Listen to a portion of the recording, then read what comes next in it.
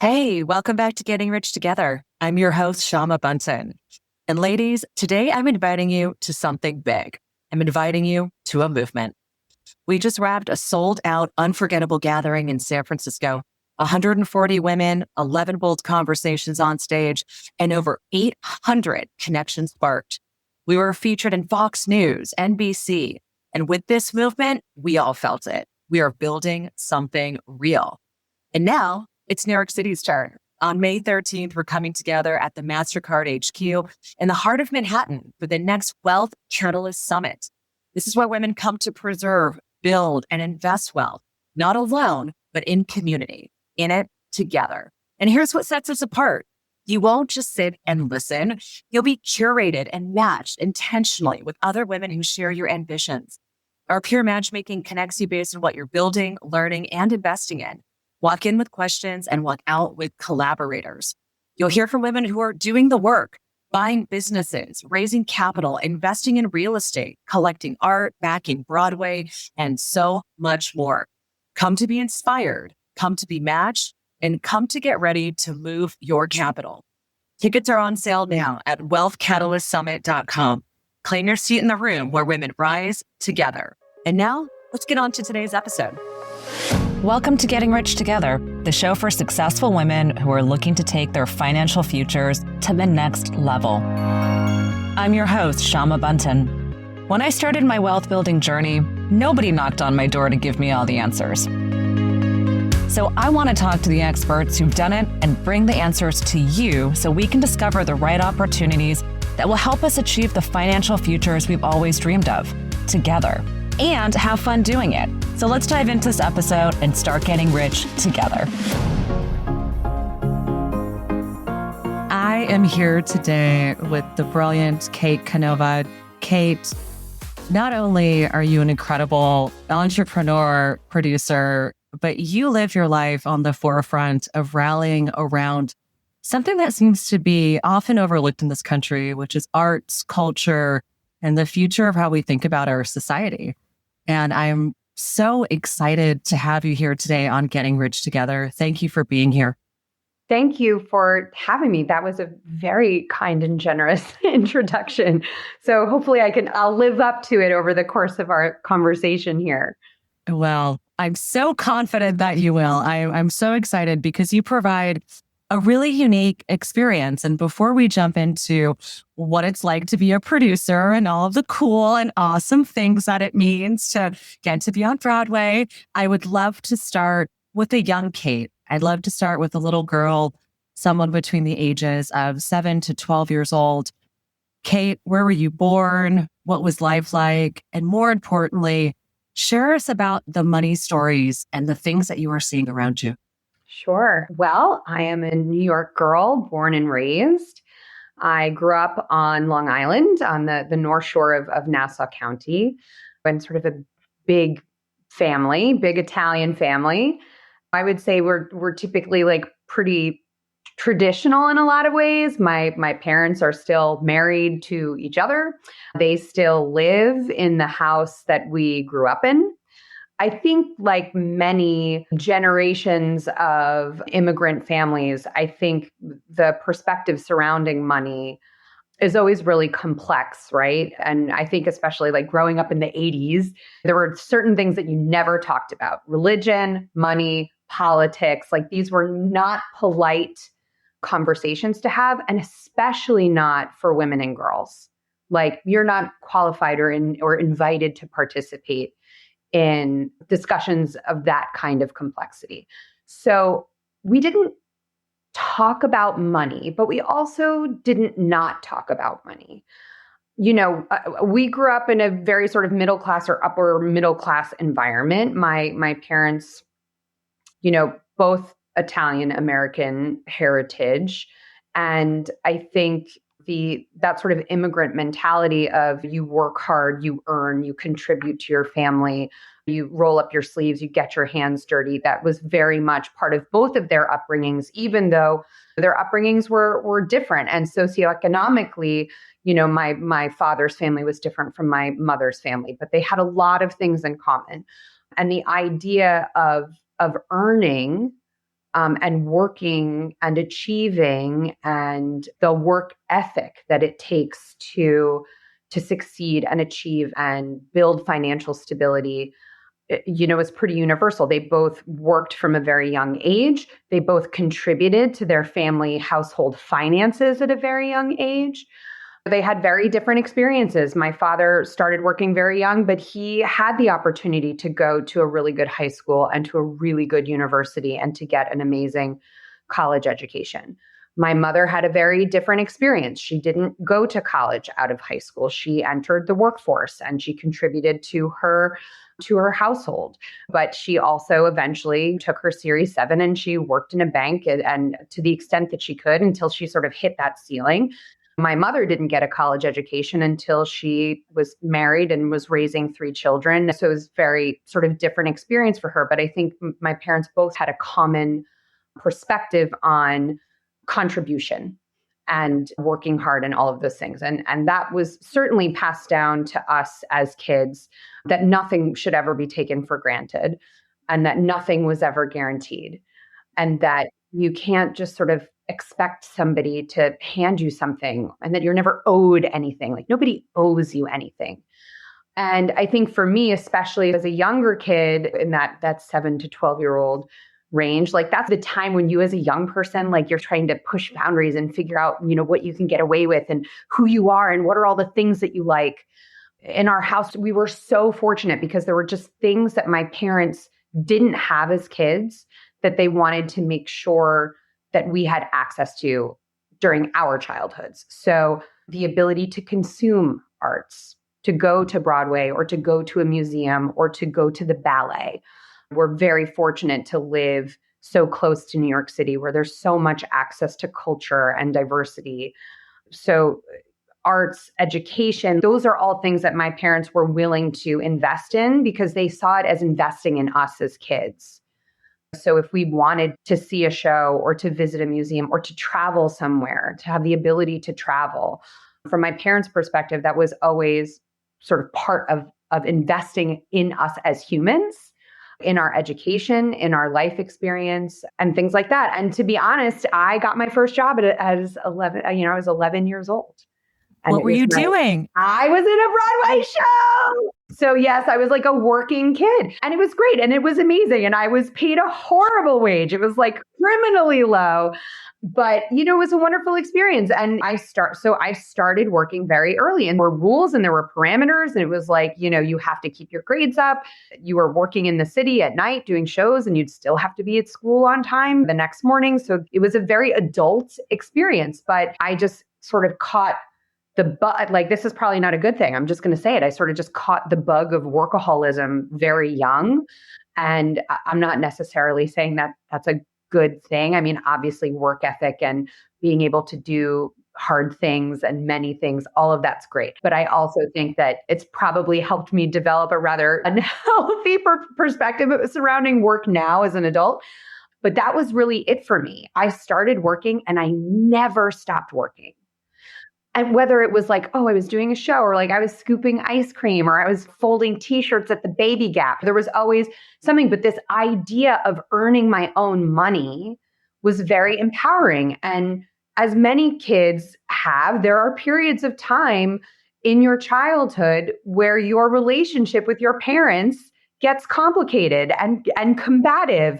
And I grew up in like the late 80s and early 90s and late 90s when everybody loved a pair of Jenko jeans and a baby doll camisole and wanted to go to the concerts and do whatever. And we all looked ridiculous. But at the time, we thought we looked really cool. As I mentioned before, there were things that my parents were always going to be on board with.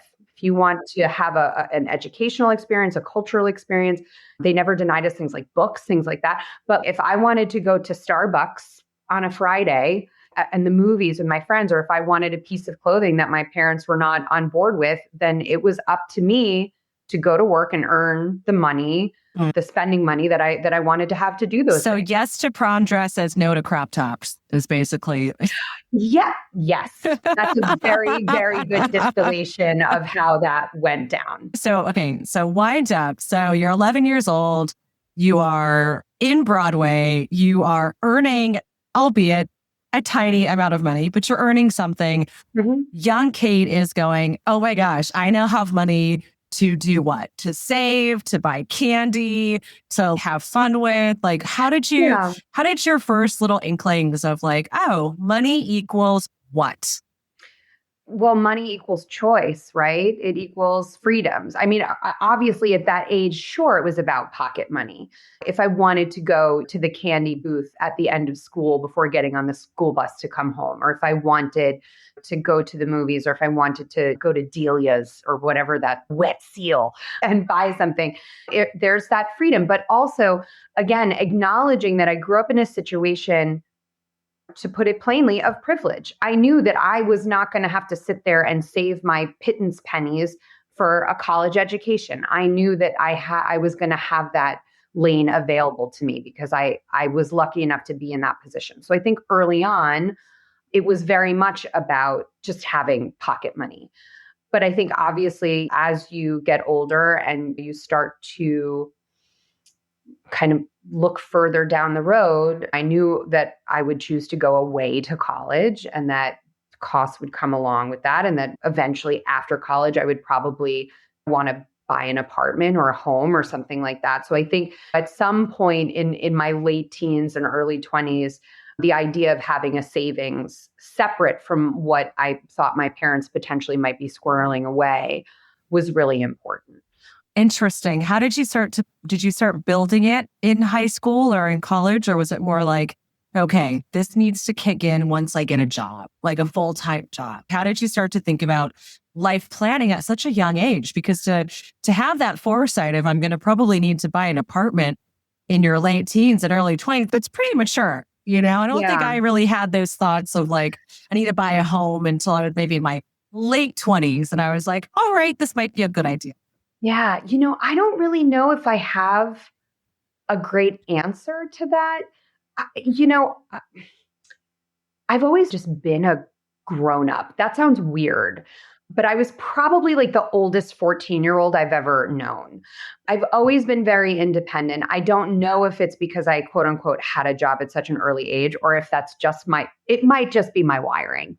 But I've always really been very independent and very, I don't want to say career driven because maybe that's it. I don't know. Maybe that is it, right? I grew up in the arts. I grew up as an actor. I always just assumed that would be my life. When you have that sort of idea of what your career might be, it doesn't necessarily come with organizational or institutional infrastructure. It's just you, like you're the business, right? And you grow up hearing all of these horror stories about being a starving artist, waiting tables and tending bar until that big shot comes along. And that sounds very unappealing to me. Like that level of financial insecurity or not knowing where my rent is going to come from, that seems just like a bad idea. And part of the reason why I actually left New York and went to LA to go to college as an actor was because I thought to myself, well, I don't really have any interest in being a starving artist. And you make a lot more money in commercials and television than you do off Broadway. So I should just move to LA and do that until I've earned enough money to come back to New York and do theater, which is what I really love. You were born with a plan, Kate, and it feels like you were just coming to it and executing it at every step of the way. Yeah. I guess I just always assumed that I would always be on my own.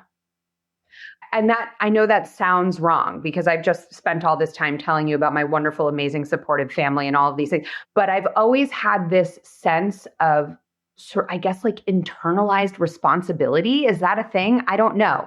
And when internalized responsibility meets toxic productivity, I think the idea of self-sufficiency has always been critical to me. The idea that I would ever have to give up my power and rely on another person for my life has terrified me for always. I don't know where that comes from. I have not paid enough in therapy to discover where that comes from. But relying on others, allowing others to make your financial decisions, allowing a situation in which you do not control your destiny sounds wholly unappealing to me, and it always has. You can only ever really truly trust and rely on your own self. So having sort of your wits about you and being planful and mindful and financially secure, that's safety, that's empowerment. That is very much freedom. So when you were getting ready then to go off to university, I mean, obviously, and even to your point here about independent income generating, being on your own, certainly acting, theater are all really high risk industries. And here you have your family who's really supportive of you. Were they like, yes, Kate, go off and get a theater degree and we're fully behind you? How did your supportive family show up for you as you started to mature into a young adult and were starting to make decisions that were maybe not the most secure from a very objective, you go get a job, you make X money, XYZ? Well, yes, my family is supportive. They've always been supportive. Like I said, I come from a very sort of big and talented family. And when you look at me and all of my siblings in their various forms, we're talking about business degrees from Carnegie Mellon and UPenn and, PsyDs from Yeshiva and Yale and MIT and the Rhode Island School of Design and Columbia and all, there's like, you know what? I will email you a photograph of the stickers on the back of my father's car. It's ridiculous. I love that. What a proud father. Yeah, very proud father. But of course, you sort of look around at all of these things and then you say, hey, I want to move to LA and be an actor. And they're like, great, that sounds great. But also, have you ever thought about law school? So I think what I'm about to say, there's no way for me to say it in a way that doesn't make me sound like an asshole. So I'm just going to say it like straight out. I am smart and I am capable. And I have been blessed to grow up with parents who from the very beginning always told me how smart and capable I am, and who always made it really, really clear that I could be anything that I wanted to be. However, my dad, he literally looked at me one day when Sandra Day O'Connor decided that she was retiring from the Supreme Court. My father's next logical step is like, well, you'll just take her seat. You know what I mean? So I think there might have been some sort of sense of like wistful realization of potentially unrecognized potential, because I think for my parents, the idea was that I really could be anything. Like I could be a Supreme Court justice. I could be a CEO. I could run for Congress or whatever. You know what I mean? And I think that they thought that maybe I was shortchanging myself by choosing the arts. But I always saw it as that's the best way that I know how to meaningfully contribute to real change. So, but they took it in stride and they made it possible. And they let me move 3,000 miles away at a time where that was not like the normal thing. I was the first kid I was the only kid in my class, really. There was one other, but she was from California. So it was a little different. I was the only kid in my class who went to school like west of the Mississippi, basically. So was it like their favorite idea ever? No. Did they support me in it? 100%. And I realized that is not everybody's experience. Of course. And so as you're sort of making your way through university, obviously living in California is really different than New York. I remember when I first moved to New York, I would meet people in the first year or so. People would be like, you're not from here. And I'd be like, well, yeah, how do you know? They're like, you're too nice. It's like the personality is really different. I was like, man, do my colors really show? And so briefly before we move on to post-university, I mean, as a New Yorker, as someone who's in Southern California, where the vibes definitely back then were really different because now there's so much New York, LA migration and so much sort of interconnectivity. But what was your experience like of Los Angeles and Southern California when you moved there? I loved it initially. I moved to LA basically having never been there. I didn't know anybody. I'd never been to California. I went to USC, the University of Southern California, go Trojans. And I loved it. I loved being at school. I loved reinventing myself. I made a very conscious decision when I graduated high school and I left New York. That was it for me. I was turning over a new leaf. I did not keep in touch with anybody I knew in high school or before. Like many of us weird theater kids, I didn't always have the easiest time at school or with people. And I saw moving to LA and going to college as the opportunity to experience the life that I thought I deserved instead of the experience that I had been having. And so I made like a really clean break and I knew nobody. And I loved being at school. I'm still very obsessed with USC. I am very active. I'm a very active alumna.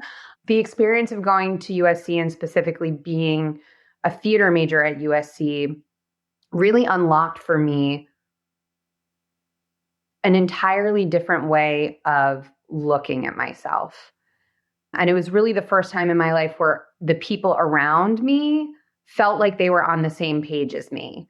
Because when you grow up like a nerdy theater kid, you're like, wait a minute, I don't get it. Like, I'm super smart and I'm I'm not a miserable person. Like, I don't understand. Like, why are people such dicks? Like, I don't get it. And to what you said before, like, there's this expression, I'm sure this is going to get me in trouble, but we have this expression where New Yorkers are kind, but not nice. And in LA, everybody's nice, but not kind. You know what I mean? But that's very much me. Like, I'm a good person. I might not be a nice person, but I'm a good person. You know what? I'm really smart. I do all the things that I'm supposed to do. I volunteer and I get the grades and I play the soccer and I do the show and I go to work and I do all the things. And like, why are people such dicks? You know, so to go to USC and be in an experience where I felt like the people around me saw me, how I saw myself, was really empowering. An amazing experience. I loved being there. But here's what. Some people are wired for New York and some people are wired for LA, and I am wired for New York. Yeah. There's only so much fucking sunshine that I can handle. I am a cynical New Yorker down to my core. I can take about 2 seconds of hibiscus flowers and sunglasses. So I liked it. There was a short period of rose-colored LA glasses. Now, don't get me wrong. I loved being at school the whole time I was there, but I didn't love LA. It's not for me. And so maybe 2 years into my almost decade-long tenure there, I was already ready to leave. So I never went to LA with the intention of staying. It was never part of the plan. It was just sort of a detour on the sort of longer plan for my life.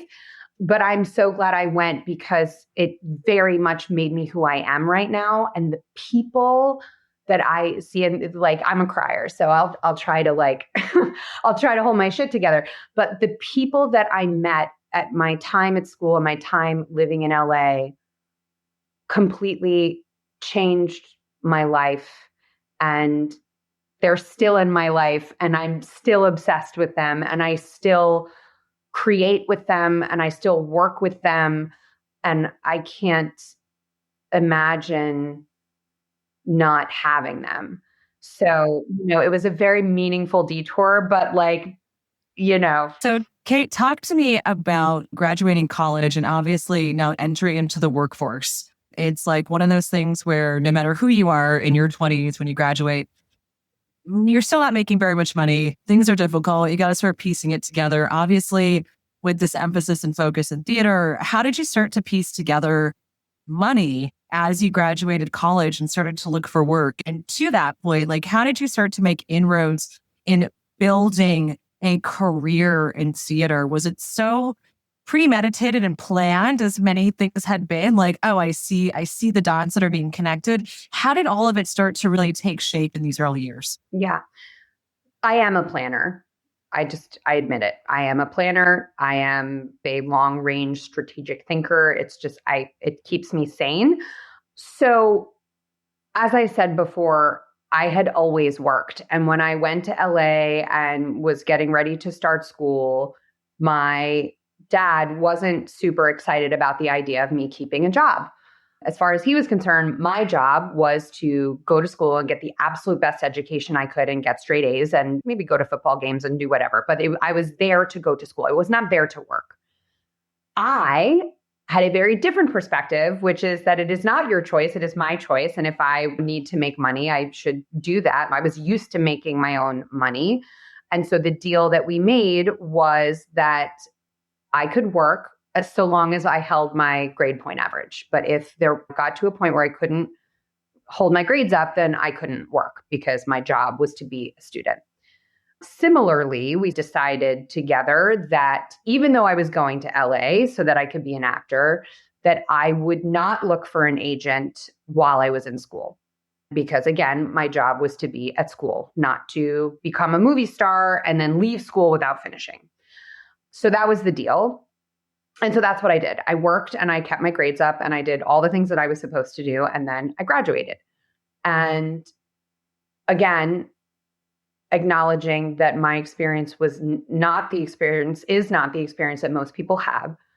I played by the rules. And then the deal that we made was basically that for 1 year after I graduated college, I had 1 year. I had gone there to be an actor. I had 1 year to do nothing but be an actor. So I still worked, still went to the Gap and folded all those t-shirts, but my parents agreed to cover my rent so that I could focus on the thing that I had just spent 4 years of my education investing in doing in my life. And so after I left college, I got a job for a wonderful, wonderful woman and producer. Her name is Susie Dietz. She ran the Cannon Theater on Cannon Drive in Beverly Hills. May it rest in peace. They literally tore it down to put up a parking lot. She gave me a job as like her assistant. I made $500 a week. And my parents covered my rent and my medical expenses. But that was it. That's what I did. I auditioned. I did extra work. I did all of those things. And I said, if I can make it through 1 year of being absolutely, basically broke, again, acknowledging that I had that safety net of not risking my housing security. But I basically said, if I can make it through a year, basically being broke, I can make it through anything. I can withstand any challenge. And so that's what I did. So I went and I got an agent and I auditioned and I booked jobs and I did extra work and I went to the Cannon Theater and I ordered coffee for Kathy and Jimmy and I did all of those things. And that's what I did. And I worked. I mean, I booked jobs and I worked. And then I got sick on a shoot. I was doing a movie, which turned out to be not a very good movie, which was really disappointing because it was directed by a female director that I really loved and admired who had just done a really wonderful movie. And this movie experience was not so wonderful. And we were over budget and over time, and we were shooting at night in the desert and we were soaking wet and it was terrible. And I got pneumonia and I got really sick. And I was like, I need a break because I basically had been on sets for a year, which I know sounds like very much a first world problem, and it is, but I needed to like get healthy and I couldn't get healthy the way that I was working. So my very dear friend, one of my besties to this very day, my college roommate who I met on the very first day of freshman year, shout out to Nicole. She said, hey, the receptionist at my company has to go home for a couple of weeks because her grandma died. Do you like want to come answer the phones for $20 an hour from 8 to 5? And I was like, fuck yes. That sounds amazing because I am sick of being in hair and makeup at 3:45 a.m. and then working a 20-hour day. And I would like to do that. Like, yes, when can I start? And so that basically was the catalyst for a sort of a transition into corporate America that I had not planned for. Wow. Yeah. How wild. It's also interesting to think of like having a corporate job as, you know, most people will glamorize and think about, oh, I want to be on sets or I want to do all these things. And really it's like, sometimes we need like a little bit of balance, you know, sometimes it's like, I mean, being on set is great. Having to drive a 15-passenger van as a PA at 3 a.m. is not so great. Especially if you've been up for 4 straight days because you've been working around the clock. Yeah. So that was really like how I crossed over. That's wild. Okay. So now moving into the corporate world and then also keeping, I imagine, your eyes still on the other prize. How did you start to develop and build a corporate career? And then how did things start to change with you? Because obviously corporate money is different. You get paid differently. It's like the life cycles are different. How did life start to evolve for you? And what sort of money decisions were you now able to start to make on your own as a very independent, self-directed person who's now increasingly making more money in her corporate life? Yeah. Well, so here's the interesting thing about LA. If you work not in the biz, I'm doing air quotes. So if you work not in the biz in LA, but you're like secretly an actor, it's actually really a good thing, right? Because when you have a normal office job at one of those dry, normal office things, if you have to leave to go do a callback during lunch, they think it's the most exciting thing ever, right? Like, so they're great cheerleaders. Or if you have to go shoot a commercial for 3 days, you get paid to go shoot your commercial and you can take PTO at the same time for those days. So it's not at all like working, quote unquote, in the biz, because when you work in the biz, whatever it is that your passion is, your project, your thing that you're writing or thing that you're working on is never going to be as important as the thing that the person that you're working for is doing, right? So you're always suppressing your own creative endeavors for the creative endeavors of the folks that you're working for. So it's a little different when you go corporate and that survival job isn't waiting tables or tending bar, which frankly, like I never would have been good at anyway, because I don't really like people and germs are gross, right? A corporate track was going to be much better for me anyway. But the idea of having a steady salary and health insurance and a 401k, and then eventually as things went on, stock options and all of it, bonuses, all of these things, your creative muscles, your ability to imagine and to play with your passion projects and to do all of these things, your creative muscles are so much stronger when you are not worrying about how you're going to make rent or how you're going to eat. And is it a challenge sometimes to feel pulled in two directions like that? Is it a challenge sometimes when you feel like maybe the people in the office won't take you seriously because you have this other creative thing that you like to do, or that the people in the arts think you're a sellout or that you're a hack because you have this fancy corporate job? Yeah, that's a challenge. But to have that level of security and financial independence, to be able to say, in my spare time, or I shouldn't say spare time, because what is that? But in the time that I'm not in my office, to have the ability to do all those things without worrying about how my rent is going to get paid allows me to be a better creator and allows me to have more space for that kind of thinking, right? Because sure, is there stress in a corporate job? 100%. Like, don't get me wrong, but it's a different kind of stress. So I think positioning it in that way. And then again, I think even when you move back to New York, the novelty that you have this kind of other thing that you do, I think people think it's like exciting and cool. And especially in early work, when you're developing projects, you're working with authors, you're testing things out, having the disposable, those things cost money, especially if you're working in the Broadway market, because we have unions and collective bargaining agreements and people need to like get paid for stuff. It's not like everybody's just sitting around your living room floor and you're like making art. I wish it was that all the time. And it is sometimes, but it's usually not a thing. Like if you're seriously developing creative work, there's a price tag that comes attached to that. So Let's talk about that, Kate, because I feel like here you are, you've now put yourself into a corporate environment. There's a transition where you move back to New York City. You are having this corporate job, and now you're sort of looking at, it seems like, getting into Broadway, coming back full circle to this 11-year-old who's like, coming back into the space. What were some of the dominoes that fell? How did you maintain or further develop these inroads into Broadway and maintain that as you're having this corporate job? What did it look like? Because it's such an interesting and fascinating game of Tetris, right? Making all the pieces come together. And also it feels like satisfying so many different parts of yourself. So how did it all come to pass where you were able to spend the time developing certain projects and spending time with these different authors? So I would describe it like Clark Kent and Superman. Right? So those are two things that coexist at all times. It's not like I stepped out of the arts to go work in corporate America for a period of time. And then I came back. I just had a double life. So I always produced, I always performed. I also went to the office every day. So how did you date? How did you see friends? Tell me about how did you do life? I mean, I've basically been chronically sleep deprived from 1999 until now is basically what it is. So yeah, I mean, the thing is when you're young and spry and have a lot of magnesium in your system or whatever it is, that's what first of all, we theater people, many of us are creatures of not needing a lot of sleep, right?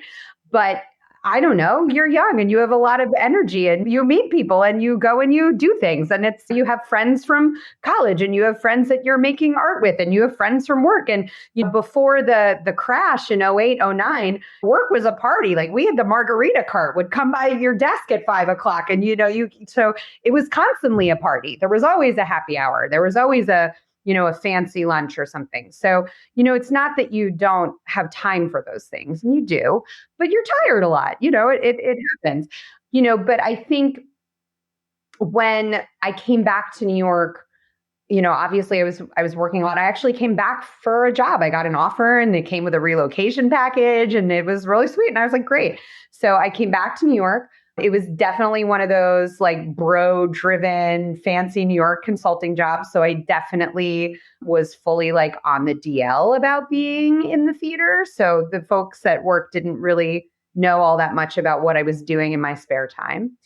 And then, of course, came the crash and we watched from our office windows as all the folks from Goldman and Bear Stearns came out with their bankers boxes, with their sad half dead plants.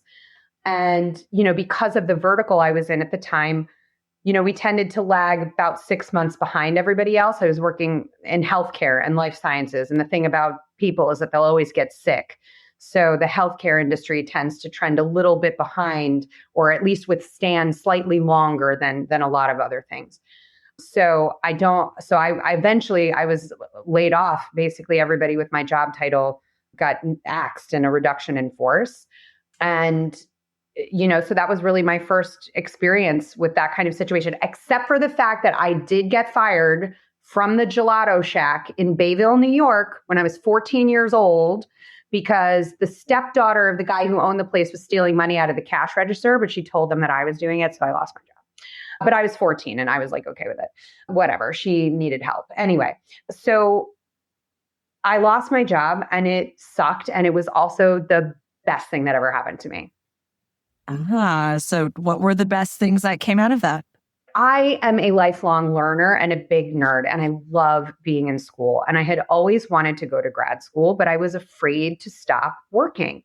That is the workaholism situation that I mentioned before. And I knew I wanted to buy an apartment in New York City. And I was like, what if I buy this apartment and then I go to grad school and I can't afford my mortgage because I'm not working anymore? And what do I do? And so I never applied to grad school because I was afraid to leave the workforce, and when women leave the workforce, it can be challenging to return.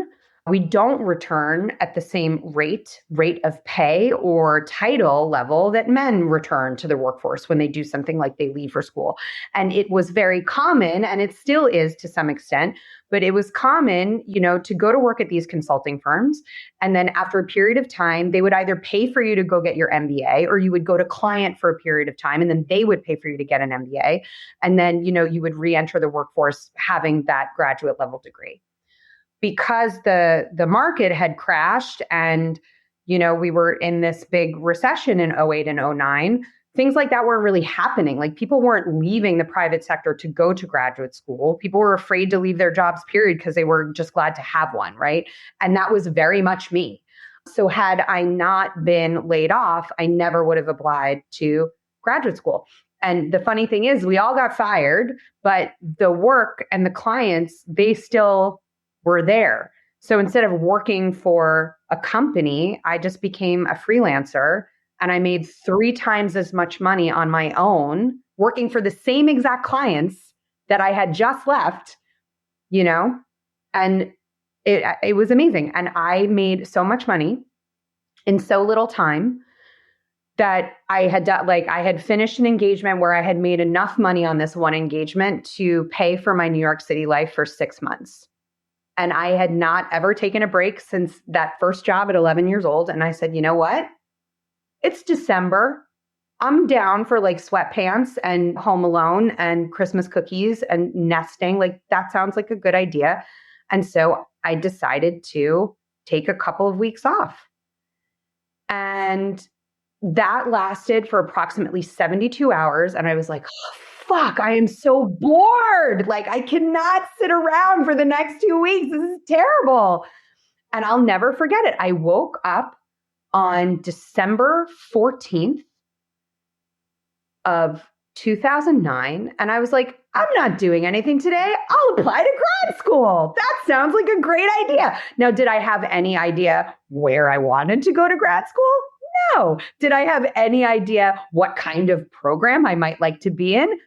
No. All I knew is that I really liked my apartment and I was dating this really cute boy. And I definitely didn't want to leave the city because I had this really cute apartment and this really cute boy. So I basically went on Google. I was like, where can I apply to graduate school in New York City? I'm going to sound like such an asshole. Like I admit that this story makes me sound like a giant asshole. So I apologize, dear listeners. But that's like really the truth of what happened. And I happened to notice that Columbia University had a graduate degree in producing and general management. And I was like, oh, that sounds like fun. And they actually have a dual degree program where you can either get an MFA or you can get an MFA and a JD simultaneously. And I was like, oh, look at that. I could finally go to law school for my dad. He'll be so happy. You know, end note, I decided to skip the law school part because that shit was crazy. So I didn't do that. But so I applied to their program. It was the only program I applied to. They take 10 people a year. And so I just assumed I would never get in. And then I forgot that I had applied to grad school. I just didn't even think about it. I sent the thing in. The application was due on January 2nd. And it was December 14th. So I basically just like filled the thing out. I sent it in and then I like went about my life. Oh my gosh. How wild. Yeah, it was really wild. And then I also realized that I really missed being in an office. Like I missed being around people. I missed the structure. I missed sort of the community and the commiserating and the jazz around the water cooler. And so I decided to start looking for a job. And I happened to get a job offer basically the morning that I found out from Columbia that I had gotten into grad school. Oh my God. And so at that point, you've had some great savings, it sounds like, from your last gig, which is great. Had you at that point, obviously, it sounded like you had money in 401ks, you had a savings account where you were able to float things as you were figuring out the next steps. Had you invested or looked at money? Had you owned your apartment at that time? Where else were you parking cash, or how did you think about your pie at that time? Yeah. So this is a great question. I was very fortunate to A, have an interest in things like money and investing, and B, have a father who was willing to teach me about them, right? So I learned about diversification pretty early on. At that time, I did not own my apartment. I was renting. I did have obviously cash savings. I had a stock portfolio. I had money in mutual funds. I had 401k. I also had stock options. No, that's a lie. I did not get the stock options until I took this job. So I did have little bits and pieces of money in places. I also, again, coming from a place of privilege, had stocks that had been gifted to me which I maintained. And so I was pretty well set up. Obviously consulting can pay pretty well and you can squirrel away like quite a bit of money. But plot twist. So here's where some of that unhealthy relationship with money and unhealthy relationship with work comes into play. It never occurred to me. Actually, that's not really what I would say. So when I went to undergraduate school, I did not have to take out loans. More on that later. I did not have to take out loans. So I did not have the experience of being a borrower in that way. And when I went to graduate school, I was very fortunate that Columbia gave me a sizable fellowship that covered half of the tuition. And I knew I needed to come up with the other half. I had never taken loans out before, but I knew I was going to have to do that. But that old fear, that panic of not working, I mean, that shit, it roots real deep. And so I made the decision, for better or worse, that I was going to work through grad school. So this program at Columbia is a full-time program. It's 3 years. And if you remember, I had just gotten a job offer that morning. So I called the company that had made me this offer and I said, listen, my bad. I did not tell you that I applied to graduate school because I really did not think that there was a chance in hell I was going to get in. But this obviously presents a predicament. So as I see it, there are a few ways we can move forward. I can take this offer. I can start working. I can do both of these things. And then we see how it goes. And if I'm not delivering, then, you can let me go. The other option is that you can offer me a more junior role in the same department. And I can try to navigate both things. And, we can see how that goes. And I suppose the third option is that you can rescind your offer, which I hope you don't do. But obviously that would be your prerogative. And the hiring manager said to me, let me call you back. She called me back later in the day and she basically said, all right, look, we're willing to give it a go, like with the role that we've offered. So we will figure it out. Fortunately, it was a professional program at Columbia. So there were times when I was on campus, but there were times when I was in class in an office, like in the same office building that I was already working in, which made things a little easier. So I did both. So I had a sort of an upper middle level management job at an agency, and I was in this full-time program. And part of that was because I had a crippling fear of being in debt. And I said, if I work while I go to school, I can pay these loans that I've taken out. And my goal was to pay the loans off before I graduated. And I paid the loans off 7 months before I graduated. I don't recommend it. First of all, because I nearly ran myself into the ground. Not sleeping for 4 years, as I'm sure any medical student can tell you, is not really a great way to operate. Also that really cute boy that I was dating became my really cute fiance and then my really cute husband during this time. So on top of, I got married halfway through my first year of graduate school. So I'm working full time. I'm in graduate school. I'm planning a wedding. I'm doing all the things. So I don't necessarily recommend it just from like a health perspective to spread yourself that thin. And to be honest, it also colored the experience that I had, right? Because we would leave class and I would run back to the office and the rest of my cohort would go to happy hour, go to the theater, or like they all got to do these really cool internships in these really cool places. And I had to figure out the internship on my own, sort of one-on-one with other folks, because I had an office to get to. I had client deliverables that needed to be met. It's always a blessing and a curse, right? To be able to walk out of grad school completely debt-free was like angels singing, total gift. And obviously created a particular direction for my life. Being saddled with hundreds of thousands of dollars of educational debt, that is directional for people, right?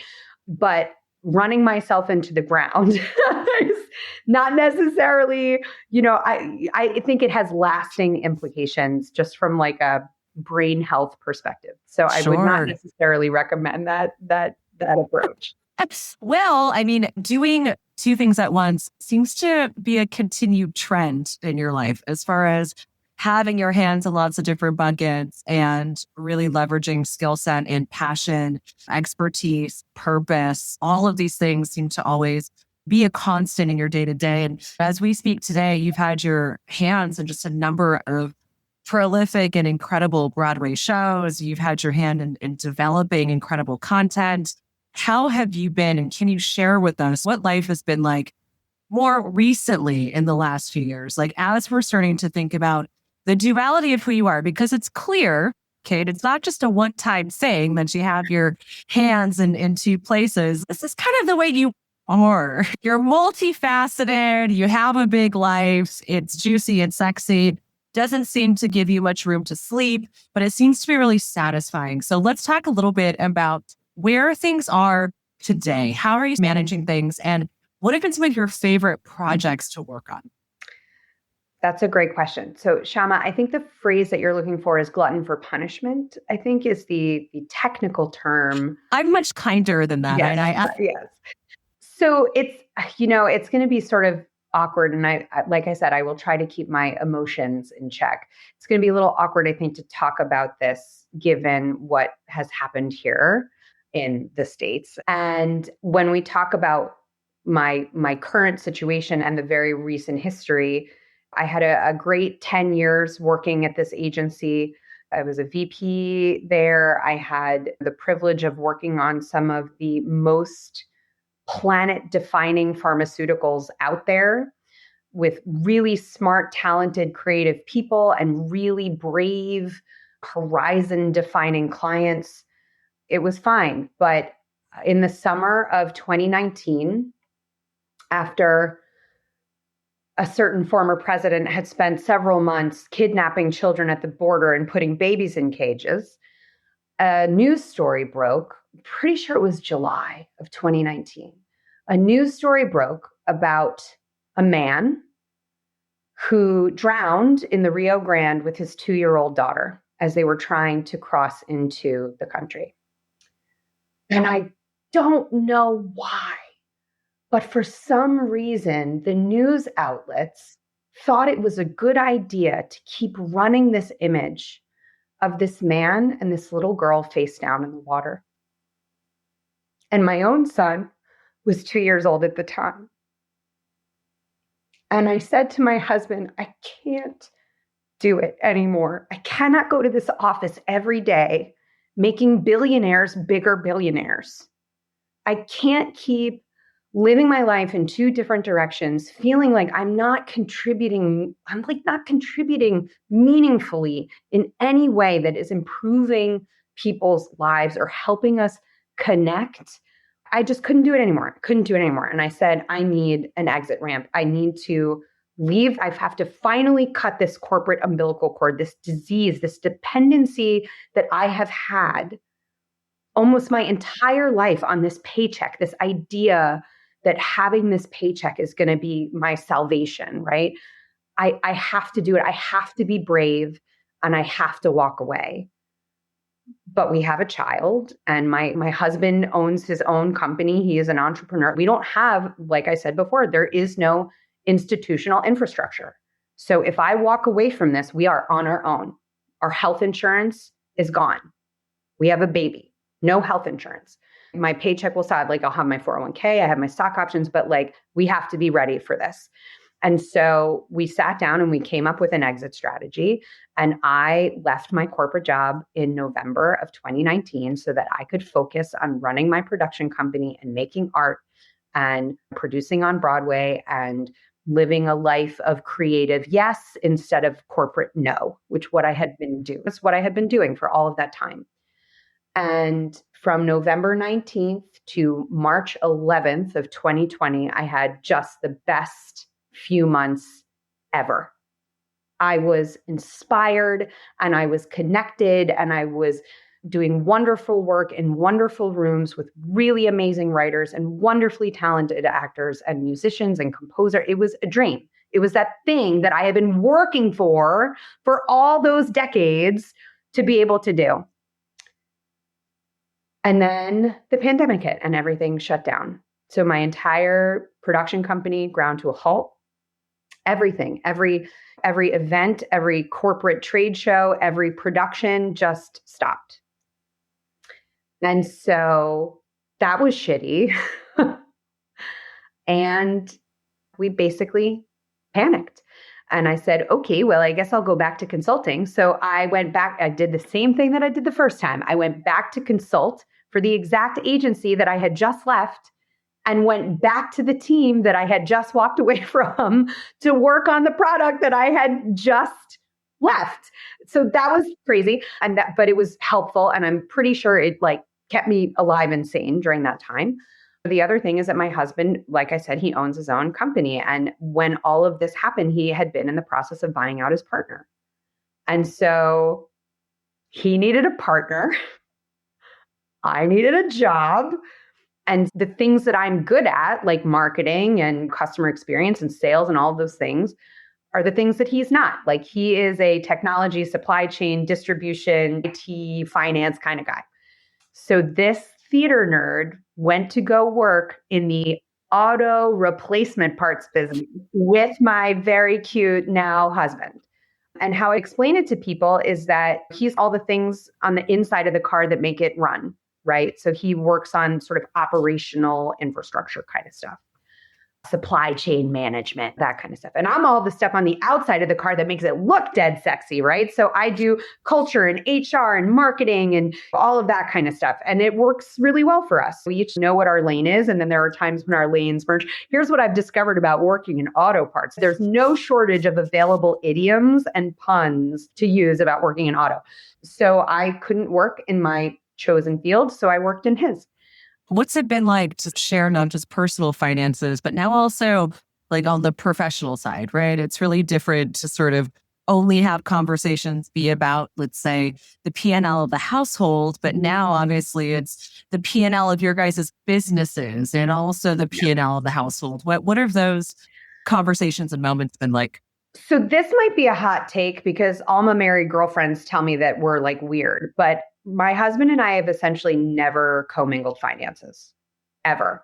I think we have one joint bank account, which almost never gets used. And we only opened it so that we could trade money back and forth. But essentially all of our finances are separate. And like I said, there are some exceptions. So we do have like one or two small joint savings accounts. We do have some brokerage accounts that we share. But by and large, it never even occurred to me that I should take all the money that I came into this marriage with and merge it with his. And I guess that's weird, but like we literally don't even have a household account. Like he's got the bills that he pays. I have the bills that I pay. Occasionally we reimburse each other for certain things, and it's never even a conversation. It's never a tit for tat. We don't keep track of who's paying how much for what. And it just works for us. And I realize that not every relationship is like that. I'm very fortunate to have a husband who really does not give a shit what I am doing with my money. He never asks. He doesn't question me. You know, if I'm over here doing a 2-week workshop of a new musical and I'm writing checks to make that happen, he doesn't ask me how much I'm writing, where it's come from. Like he trusts me to manage my shit and I trust him to manage his shit. And there are a lot of things that we argue about. Usually, well, that's not true. We only argue about one thing, and it's the dishwasher. But we have basically almost never had an argument about money or finances ever in our 16-year relationship. So, which is like a big deal, right? Because we know that statistically, one of the largest drivers of divorce is finances. But we've always been able to be really transparent with each other. And there has never been any sort of nickel and diming. And I think a lot of that is because I came into a relationship in a very financially independent space. And he also, as an entrepreneur, with an accounting degree and a computer science background and, a business owner, came into a relationship also. He's a first generation Italian American. So his perspective on work ethic and money is even more compounded than my own, right?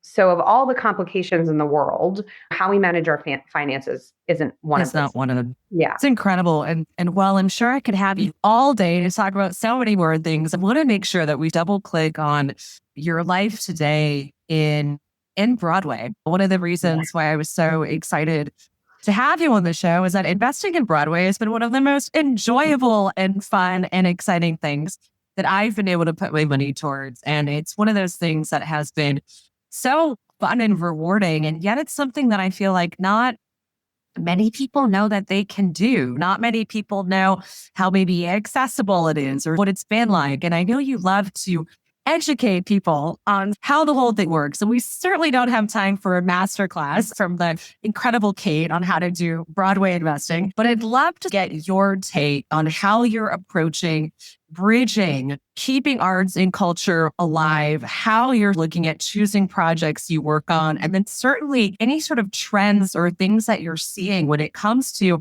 onboarding more women into investing into this incredible asset class. Yeah. It's been a busy time since I still work with my husband, but then Broadway reopened, right? And so there became things to work on. And it's been very busy since I came back. I don't even, I should know, but I don't know. I can't even tell you how many shows I've worked on since we reopened from the pandemic. I don't know. 15? I really don't know. It's a lot. It's probably too many for such a short period of time. So here's the thing. I wouldn't necessarily agree that the sort of culture has been hospitable to the idea of financial feminism. I think I was very lucky in that I was raised with the idea that there was this world out there where you could manage your money and you could have assets and you could do all of these things. I think the more common perspective is like, listen, little lady, you stick to your avocado toast and your manicures and your lattes and you leave the investing to the big boys, right? And that's bullshit because women biologically are wired for multitasking and for doing many things at once. And having a portfolio is no different. Like we can do a lot, right? So when I think about Broadway investing, you're right. There is a lot of gatekeeping in Broadway. And I think traditionally it's been a space where people have just assumed that there is no access, there's no inroad there. And that's just not true. There's so much wonderful content in development. There are so many places to go if you have a heart for the creative space. And investing in Broadway is a very real possibility, folks. So hi, like I'm here. You now know me. But the point is that just like any other kind of cottage industry, you cannot be so encapsulated that you're essentially cutting your own life cycle off at the knees. Like if we want to continue to survive and if we want to thrive, we need to open our doors and welcome people in. And that means more than welcoming them in as audience members. We can't keep going back to the same folks over and over and over again and ask them to write all the checks. It's silly. It's ridiculous. It doesn't make sense in any industry at all. And there are bazillions of people out there who are interested, who would be very excited by an opportunity to participate in something because guess what? Investing is allowed to be fun. Like you're allowed to have a great time. You're allowed to like tee-hee-hee a little bit, right? Like it's okay for you to be like, OMG, Jake Gyllenhaal, how do I do it? It's okay. It doesn't make you any less serious of an investor and it doesn't make you less serious as a woman. It is all right to feel good about where you're putting your money. And the thing with Broadway is that, sure, is it risky? Absolutely. Every investment is risky. And there are things about investing in Broadway that are identical to investing in any other asset class. And then there are things about Broadway that are very different than any other asset class. And so teaching folks about the business in general, how we make a show is joyful to me, and teaching people about investing in Broadway. I could talk about it all day. It's like my favorite thing. Having investor education calls are my favorite thing to do. But there's this idea that there's no space for women, for people of color, for younger investors to participate. And that's just not true. But in order to do that, the producer has to be willing to go out and talk to those people and teach them about the business and tell them why they should do it or help them develop that passion, you know? And so, at least for me and my very specific mission to democratize Broadway for my own experience, I set a boundary for myself for every single show that I raise for, and that is at least 40% of my investors have to be women and or people of color. And then the real work is that I try to set a standard that at least 50% of the folks for any given project are brand new Broadway investors. And that is the part of my little self-directed mission about life cycle management strategy for our beautiful and very important industry. investing in Broadway is possible. It can be scary, especially if it's new. I think sometimes the cost of entry can feel very prohibitive to people. There are many of us out here now who are thinking up creative ways to make those hurdles easier to get over. But at the end of the day, given everything that's happening all around the world, not just here, the importance of what we do as storytellers has never been more important. It will never be more. Well, that's not true. It might get more important. It has never been more important than it is now. And there's a good chance that tomorrow and tomorrow and tomorrow and tomorrow, it will just become more and more and more important. To give people the opportunity to participate in something that not only has potential financial benefits, but has cultural benefits, emotional benefits, social benefits. We talk a lot, especially as women, and especially now, we talk a lot about impact investing.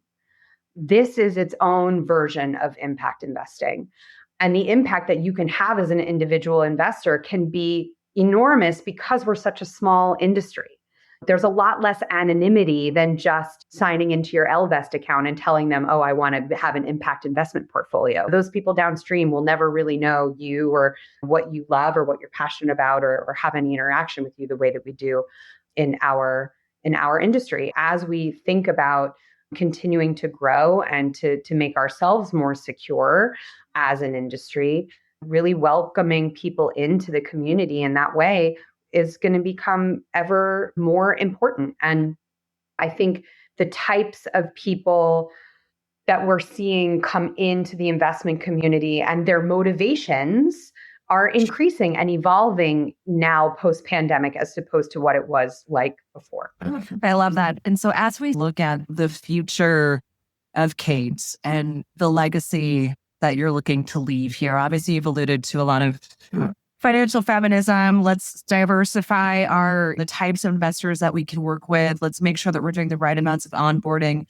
But if you were to put yourself into the future, let's say looking backwards in the next 60 years, what is the kind of legacy that you are looking to leave here in the culmination of this beautiful body of work that you've been developing? That is such a hard question. I struggle with questions like that because the idea that me individually as a human could leave any kind of legacy at all sounds awfully presumptuous. Just generally, when I think about my legacy, I really just think about my son and trying to raise a good human who's going to spend his life lifting people up and respecting women and being kind. Like that's my legacy, right? But I guess in some ways that does translate, right? Because when you make art, when you make theater, when you invite people into a room to experience something in community, what you're hoping that you're leaving them with is the opportunity to feel inspired to lift other people up and respect people who are different from them and to be kind. And even if it's for 90 minutes with no intermission, if you can change the way that a person feels about themselves or their worldview or what's happening around them, then you have done a great service. So I guess what I would say is many years from now, when I receive my Lifetime Achievement Award, what I hope people will think is they'll look at this body of work and say, this is a person who cared about maybe not just the stories, but the storytellers. Whose voices are these? Whose voices are we amplifying in this body of work? Whose experiences are we bringing forward that maybe wouldn't be heard or seen or felt or experienced otherwise? Okay, doing the best we can with what we've got, right? My last two final questions. The first one is, what are some fun things that you like to spend your money on, darling? Like, how do you like to use your cash for fun? What does that look like? Listen, I'm not going to lie to you. I am a bougie bitch. I am here. I will spend money on a very nice accommodation. Like I love a super fine hotel. You know, I love like a super fancy rental house in a foreign country. This bitch will not fly coach unless there is nothing other than coach on a plane. So there are certain things like that, where in my old age and my heightened level of stress, I'm just willing to throw money at certain problems that give me anxiety, like getting on a tiny flying tube filled with crazy people who potentially might try to open the door mid-flight. So I'm going to be in seat 1A in the corner by myself, avoiding eye contact with everyone. Like that is me. But what I think I have become better about at this point in my life, what I have become better about is spending money on taking care of myself. If I want to spend money on a stretch or on a massage or on some really nice like aromatherapy bullshit or like good shampoo, as a curly headed girl, a good shampoo is a critical life tool. But that was like a real evolution. I basically looked like I had gotten hit by a bus for like the first 30 years of my life. Now that I'm approaching middle age, as they say, and I'm very proudly 43, which I just realized when I went to HR, I'm actually HR. I had to look something up the other day and I couldn't remember how old I was. So that was scary. But here I am in my mid 40s and I need to take care of myself in a different way than I used to because I have like this great little human who like I super love and he like really relies on me for things. He wants you to be around. He wants you to alive and like I want to get to a place in my life where like I can play with him without feeling like I need an inhaler like at the end of it. So that is what I like to spend money on. Things that make me feel good. Oh, and you know what? Right now I'm having like a moment in athleisure, like a really good matching twin set in like a faux cashmere is very much like for me. So right now I am spending money on coziness and luxury travel. I love that, Kate. And then my last question for you before we wrap up is obviously you're up to big stuff and there is no time on your calendar, although these days maybe there's a little bit of time for aromatherapy, but you're very busy. And so I love this last question, which is really around what the audience can do for you.